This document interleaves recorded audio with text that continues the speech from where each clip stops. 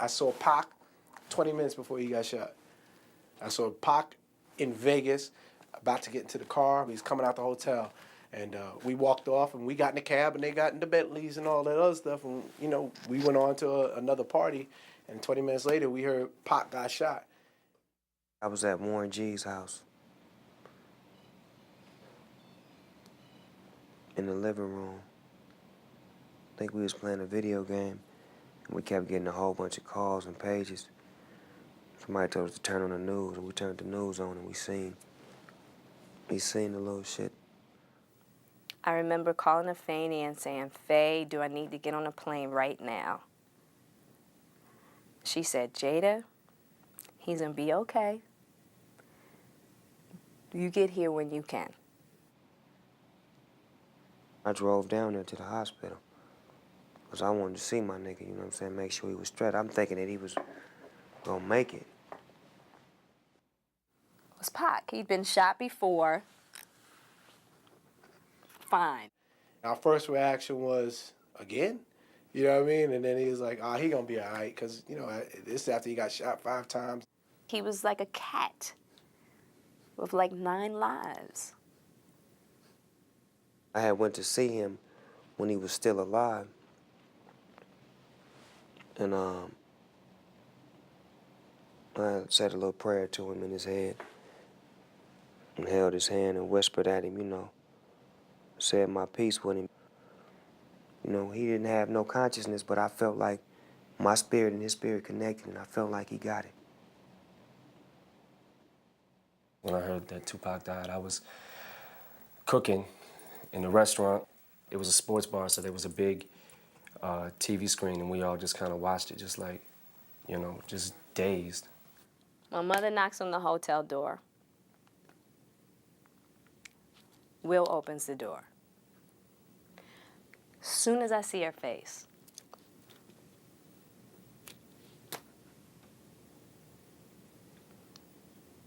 I knew he was gone.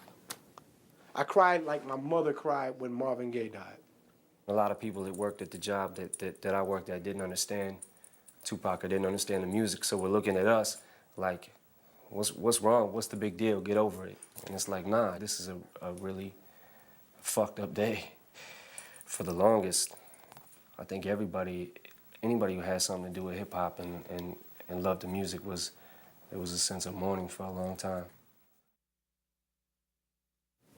We met at Baltimore School of the Arts. It was the first day, and he came over to me and introduced himself. And in high school, Pac was a little funny looking. Definitely, from looking at him, wasn't necessarily like the type of cat that I would even like deal with, you know. But as soon as he approached me, he was like a magnet. It was like once you paid attention to him, he kind of sucked you in. And we hit it off from that moment on. He would tell me all the time, Jada, you're gonna be a star. You know what I mean? I'm like, Pac, come on. He's like, you're gonna be a star. You got it. You just got it. I don't think either one of us really thought that we would have made it in the way that we did. But we knew we were gonna do something. He was one of my best friends.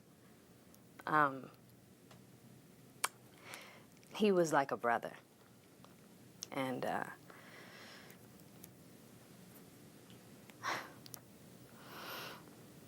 sorry. He was I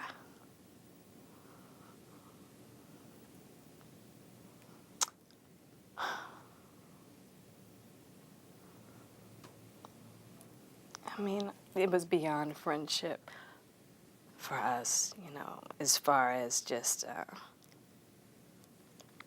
was really difficult to explain because the type of relationship we had, you only get that once in a lifetime, so he was like a brother, father figure to me. Very protective, and we took really good care of each other. We took really good care of each other, the best that we could. But we gave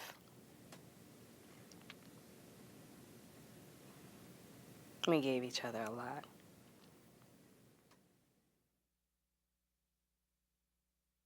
What people don't know is that he really kept, you know, me and my wife together too, because there came a point in time where I just felt like I didn't need to be, you know, in a relationship, you know what I'm saying, because it was becoming a headache to me, and all these girls wanted to be with me, and I was like, you know, fuck that. I can have any bitch I want. And, I mean, we was flying back from Belize, and a gang of the homies, you know what I'm saying, from Death Row was like, yeah, man, fuck that bitch. My baby mama ain't shit. They was telling me about how their relationships is, and then Pac just was like, man, fuck that. That's your son's mother. You love her. She the only one that gonna love you. He just, the shit he was saying was, it was like real, you know?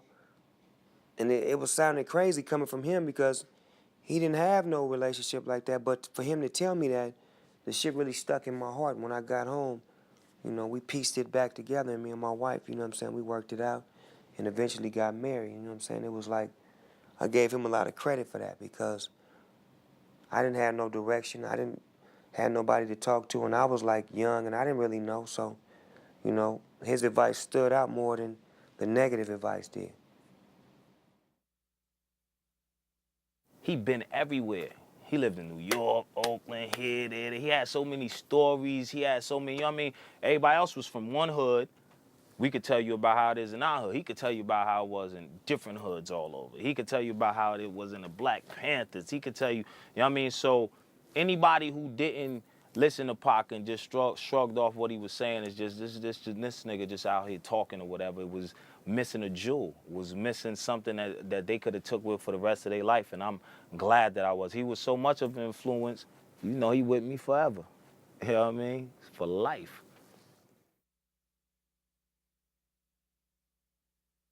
He stands out as a warrior.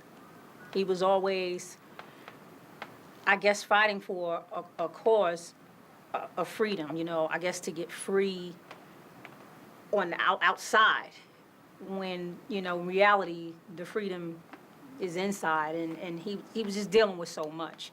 So, he, you know, he was just always warring for us and making us understand that he was within the struggle with us.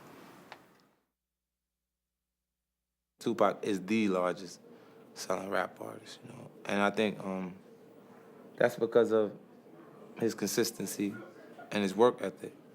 You know, there's still new albums that haven't been fully, you know, released on his music. There's new music to come like that.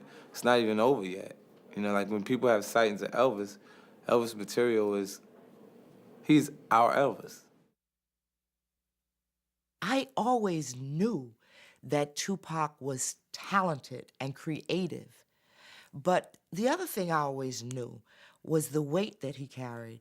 He came here, the son of a person who was a radical in this country. This country does not look kindly on those people. So I always understood that Tupac couldn't just be an entertainer. He had to understand who he was. And that didn't mean running around dancing and jumping up and down. You know, I'm a dance through everything. I don't believe you can. So I always knew that Tupac was special. That is not to say that I ever had a clue that Tupac would be the person that he was, produce the material that he produced, and have the perseverance that he had and the passion that he had. I didn't know that any more than anybody else did. But I did know that my son was special, and I taught my children that they were special. When we were children, Tupac was a butthead, and he was a typical older brother.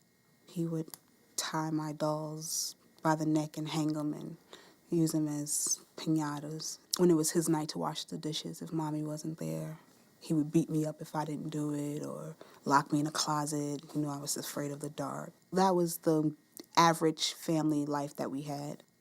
When we just had a family meeting and mom told us about something, a bill couldn't get paid or a struggle we was about to face, it was clear with the two of us that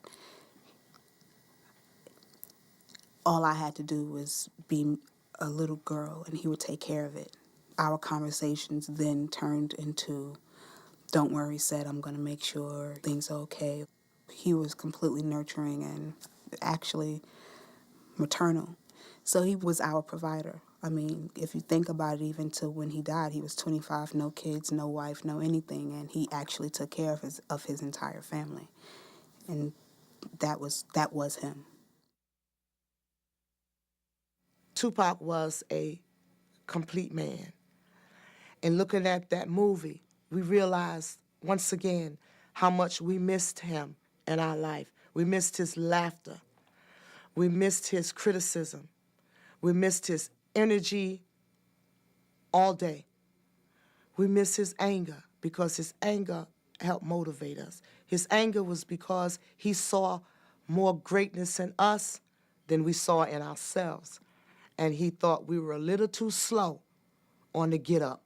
So we missed that. I missed that. I guess he had to die so that we could sit and talk about him because he liked that. So he loved the fact that somebody's talking about him all the time, that his music is heard, that he still causes controversy, that people still wonder whether he's dead or alive, that people still argue about him, that some people like him, some people don't, some people are imitating him, that there's the controversy. He loved that. He's not somewhere quiet. He's probably somewhere cracking up because he was a jester.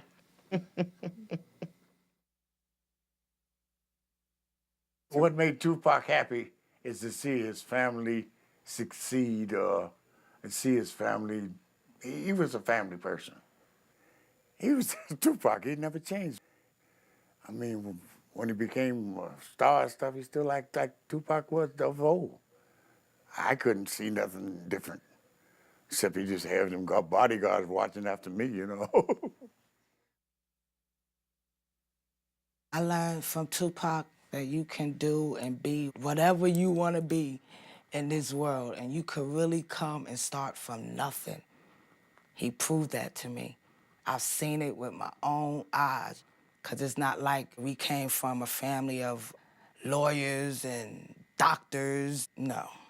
Drug dealers, militants, drug abusers. He pulled up from all that and did his thing. And he proved that you can do it. I'm not gonna say he had a charmed life, but he was blessed. And you already knew that he was blessed. People was attracted to him. I mean, people used to fight to babysit him. The whole neighborhood, man, all the girls, the pretty girls, you know. He was a ladies' man. Yeah, he was a ladies' man at 1 year old. I mean, it was quite obvious that that boy was gonna be something special. Quite obvious. He was a loving person, and you know, he was our friend. He was our family member. He was someone who was dear to us. And you know, the loss, you know, of him was just very devastating, and you know, very real.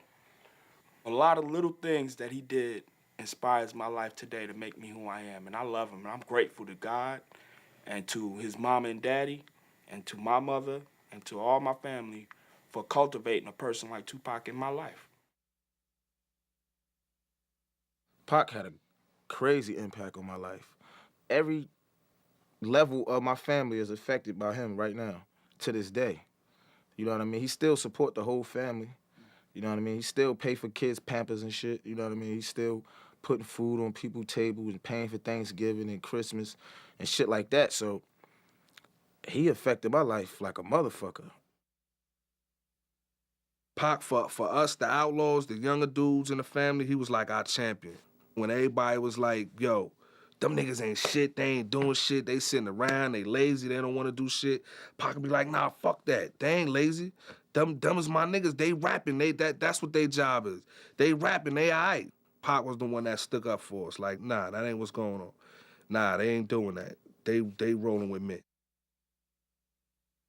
Tupac was an old soul, an old spiritual soul, knowing things, having the wisdom of someone having been here for 70 years, that was shoved into this crazy 17-year-old body. She used to tell me, yeah, but I'm not your typical 23-year-old. And after I knew him for 2 or 3 years, he used to say, put that in the legacy.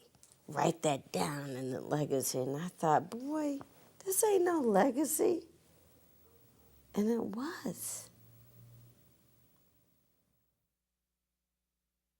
I've been in the ghettos of America, and they love Pac. You know, they call him the Black Jesus. He was sent here to save us.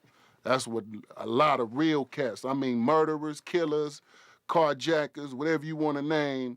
When I go to a ghetto, my pass is unlimited. You know, I hit any ghetto in America, and they know I'm not a police. They know I'm not no hook. They know I'm real. They know I mess with Pac, and they love Pac. So they open me with open arms. So that's what I really love, that he created something that he never got to see. My sister was graduating from elementary in 1994, and Tupac was paying for her dress and all of her accessories, and he said, okay, so the next thing we need to do is get ready for prom. And she said, no, my prom wouldn't be coming up too soon, Shauna's would. So he said, okay, we'll plan for her prom. We would talk about it and joke here and there saying, okay, it's coming, it's approaching, prom time is almost here, are we still going? Like, yeah, we're still going. I told you we're going. So I went ahead, I had my dress made.